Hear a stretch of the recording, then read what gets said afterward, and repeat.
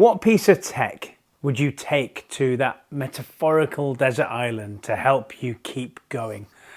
In other words, what's your favorite gadget that isn't just handy, but you couldn't see yourself without it? Why don't you put that down in the comments below? And coming up is an unboxing of what is my favorite gadget, and I certainly couldn't live without.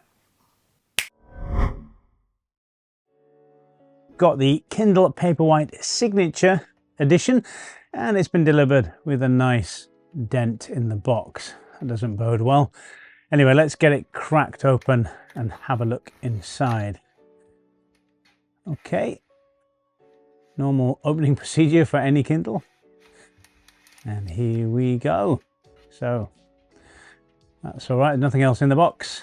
Doesn't seem to have damaged the Kindle in any way, not that I can see right now. Just put that to one side for a moment and see what we've got in the bottom here. All very eco-friendly, I like with Amazon.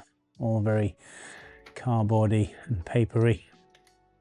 And there we go, USB-C to USB-A cable. See if there's anything else in here. Just the instructions and something telling us that it is wireless. It can charge wirelessly if we buy the appropriate base station.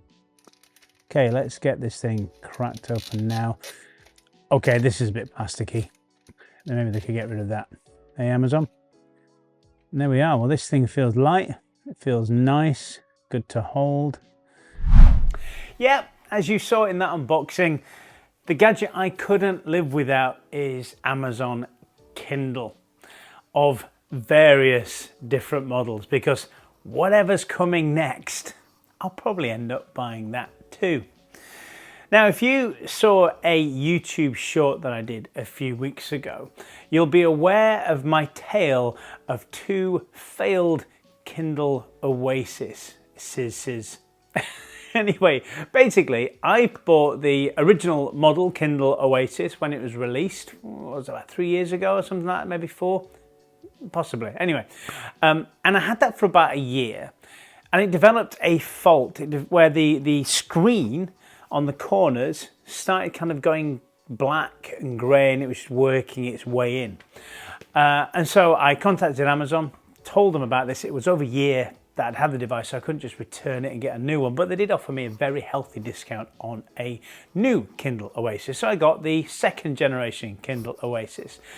Now, unfortunately, again, over a year later, that too developed a fault. And if you're aware of the Kindle Oasis, it's shaped a little bit like this Kindle Scribe here, only smaller. And it has two physical buttons, here and here.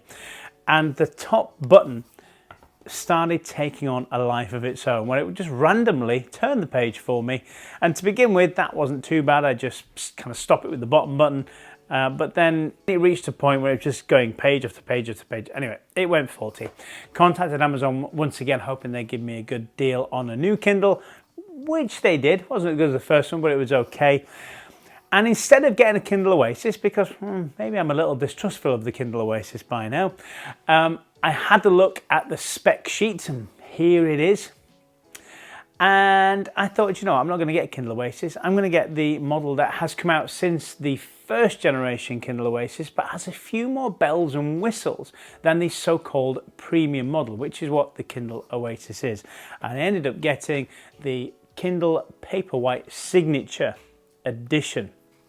Now, you can obviously see the main difference between the Oasis and this is this doesn't have any buttons on it whatsoever. It is purely, you know, touchscreen and flip it. Again, looking at the, I really hope I can make this appear.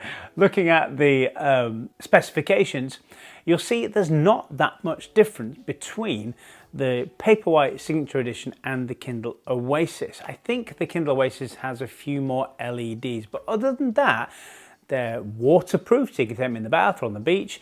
You can listen to audiobooks on them because they've got Bluetooth installed. And the screen size isn't that much different. Maybe this is slightly smaller as well. Again, insignificantly so, I think. Possibly the pixel density, maybe. But again, you wouldn't tell with the human eye just by looking at it. Some of the major differences is obviously the design, like we said, the push button, but this has also got kind of like a plasticky, rubbery, very tactile feeling actually back to it, and the Kindle Oasis has a metal back to it. So it does feel premium, whereas this one does feel a bit more plasticky, but other than those things, they're very similar.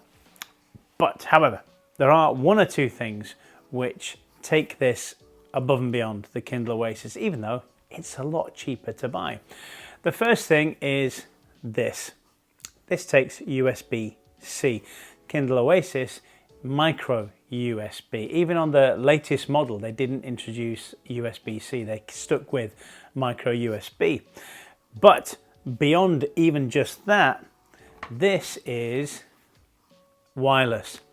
This is the wireless stand you can buy. This is from Logitech, I think.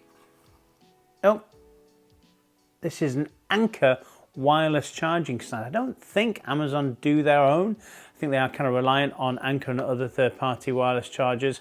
But this is the one that was kind of, bundled with it, the suggested bundle. So I got it. And this is a wireless charger. So that sits nicely on my side table in my bedroom. It's got a kind of proprietary socket here, but you're not going to unplug it once you've plugged it in. Sits there, and then that just sits there on my side table. I'm never going to worry about the battery. I mean, I was never worried about the battery on my Kindle Oasis either. These things last for weeks between charges. Even the biggest big brother, the Kindle Scribe, which I've done many videos on this. Maybe I'll try and put a link somewhere. There'll certainly be a link in the description to go watch the video there when I did a deep dive on the Kindle Scribe. But even that lasts for well over a week, if not 2 or 3, actually, depending on how you use it. But this thing, because it's wireless, because you're just going to chuck it on the side of, when you go to sleep, you're never going to worry about the battery. And it even fits nicely with the official Kindle kind of fabric cover that again came with that bundle that I purchased. Neatly just slots in, closes, looks really nice. And again, it's got that auto wake, auto sleep function again, so you're not going to be worrying about this being switched on and left on and wasting battery. In fact, as with all Kindles and all e-ink devices, the only power that is ever used on these things is when you turn the page. That's the only point that power is needed, is when you turn the page. Obviously, if you choose to switch on the LEDs that are surrounding this particular model, then yes, it will use some power as well. But they're LEDs, so they're very energy efficient. Something that I noticed within, so I've had this for a couple of weeks now, so that unboxing video was a few weeks ago. A few things I noticed compared to my Kindle Oasis that are worth mentioning. This thing here feels like whatever this is it plastic or glass? I'm not quite sure. Maybe again, I'll find out and put it on the screen there. This cover here, the actual e-ink display is so close to the surface. In fact, I can't see any gaps around the edges here. And because of that, I can't see any of the LEDs. Now with the Kindle Oasis, even though it has a few more LEDs and it's supposed to be kind of spread the light a little bit more around the screen, I could definitely see the different LEDs and the points of where the LEDs kind of were shining onto the display. It wasn't overly distracting, it was fine, but with this, I can't see it at all. It really is flush to that edge. The other thing as well is because this is kind of plastic and not metal, like the Kindle Oasis, it is lighter. Here is the differences between the two devices. I'm really hoping that my editing self is able to find out all this information and pop it there for you. So this is lighter to hold. I prefer that. I prefer the lightness of this to the Kindle Kindle Oasis. Yeah, sure, it takes away some of that kind of premium quality, I guess, if you like, but I prefer it. I guess I was never bothered about buttons Like I said, the Kindle Oasis has 2 function buttons, go backwards and forwards. I was never fussed about those. I'd got used to kind of using the screen anyway. In fact, I kept the Kindle Oasis, even if the button had just stopped working because I was just using the screen. But because it kept going forward through the pages, that's why I had to get rid of it. So I wasn't just selling it because one little button was broken.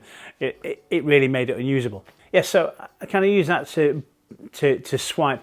But because it had that, the Kindle Oasis has this kind of edge here, it does give you somewhere to put your thumb, whereas this one you've really got nowhere to hold it there. You do have to hold it kind of further down on the screen, and yeah, okay, I miss that. Don't miss the buttons, but I might miss that gap a little bit.